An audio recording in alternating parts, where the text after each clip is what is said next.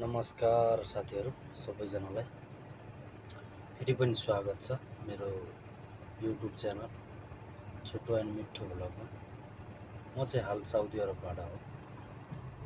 के भन्छ साउदीमा त लास्टै गर्मी बढेछ र हामी फेरि यता म चाहिँ लास्टै चिसो ठाउँमा बसे हो, त्यही पनि गर्मी बढायो। चिसो ठाउँमा यस्तो गर्मी छ, गर्मी ठाउँमा त अरू झन् के होला त। र साथीहरू आफूलाई एकदम ध्यान दिएर काम गर्नु होला। गर्मी बढेछ, त्यही हो। आफ्नो शरीरको केयर गर्नु होला, सबैजना केयर गर्नुपर्छ। बाँकी काम त यस्तै हो। आफ्नो शरीर राम्रो भयो भने सर्वप्रथम शरीर राम्रो हुनु पर्यो। काम पैसा त त्यस्तै हो, सही हो।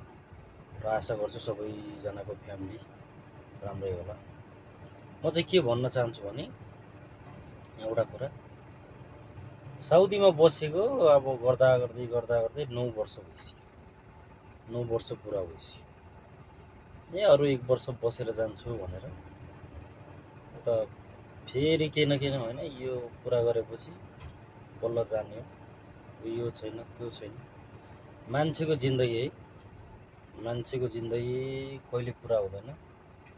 त्यही भएर साथीहरू बेलैमा पैसा सेभ गर्नु, आफ्नो लागि केही सानो छोटो भयो नि बिजनेस, यस्तो बिजनेस सुरु गर्नुपर्छ।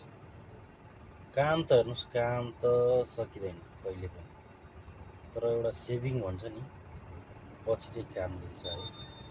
त्यही भएर ध्यान दिएर खर्च गर्नु होला, ध्यान दिएर सबै थोक गर्नु होला।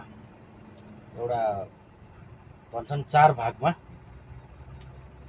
1 भाग सेभिङ गर्दा नि केही फरक पर्दैन। अब छोरा मान्छे केटा मान्छे भएपछि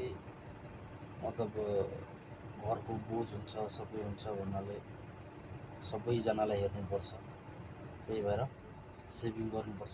सेभिङ चाहिँ जरुरी छ है, अहिलेको जमानामा सेभिङ जरुरी छ। सेभिङ गर्नुभयो भने अनि बिजनेस सानो छोटो भयो नि बिजनेस गर्नु नपत्या नि। मेरो कुरा ध्यान दिएर अरूको काम गर्नु र आफ्नो काम गर्नु धेरै फरक पर्छ। अरूको काममा के हुन्छ भने तपाईँ जस्तो सुकै काम गर्नु, जे गर्नु, एक दिन गल्ती भयो भने तपाईँको सबै त्यसमा लगाएर भन्छ क्या। र आफ्नो काम भनेपछि त आफ्नै हुन्छ। त्यही भएर सानो छोटो जे भयो नि बिजनेस सुरु गरौँ है साथीहरू।